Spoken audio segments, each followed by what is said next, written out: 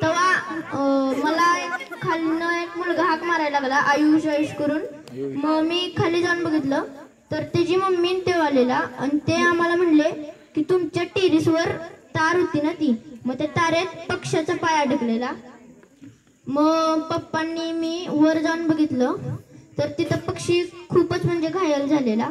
मग लगेच दीदीला बोलवलं आणि पप्पा म्हणले आता काय, त्याचा पाय खूप अडकलेला त्या तारेत. पप्पा म्हणले आता काय उपाय नाही, ती तार पण निघत नव्हती.